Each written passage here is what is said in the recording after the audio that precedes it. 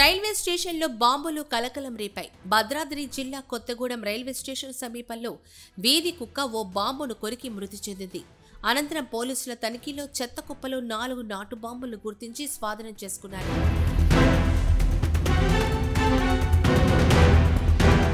Railway station ప్రక్కనే ఉన్న చెత్త కుప్పలో నాటు బాంబులను పోలీసులు గుర్తించారు.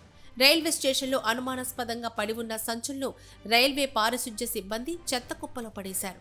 చెత్త కుప్ప వద్దకు వచ్చిన ఓ వీధి కుక్క ఒక బాంబును కొరకడంతో ఒక్కసారిగా అది పేలింది. పేలుడు దాటికి ఆ కుక్క మృతి చెందింది.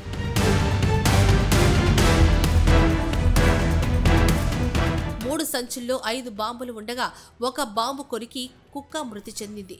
మరో 4 బాంబులను పోలీసులు స్వాధీనం చేసుకున్నారు. డాగ్ స్క్వాడ్ బృందం స్టేషన్లో తనిఖీలు చేపట్టింది. ఉదయం వెళ్లే రైలులో నాటు బాంబులను తరలించేందుకు ఎవరో ప్రయత్నించి ఉంటారని పోలీసులు అనుమానిస్తున్నారు.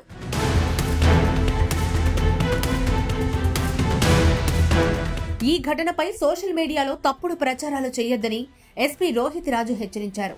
అడవి జంతువులను వేటాడేందుకు తయారు చేసిన నాటు బాంబులను కొరికి కుక్క మృతి చెందిందని ఆయన తెలిపారు.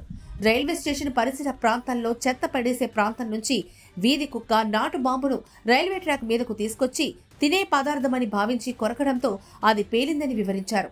నాటు బాంబులను చెత్తలో ఎవరు పడేశారనే విషయంపై పోలీసులు దర్యాప్తు చేస్తున్నారని, ఈ ఘటనలో మరే విధమైన కోణం లేదని ఆయన స్పష్టం చేశారు. తప్పుడు ప్రచారం చేయొద్దని కోరారు.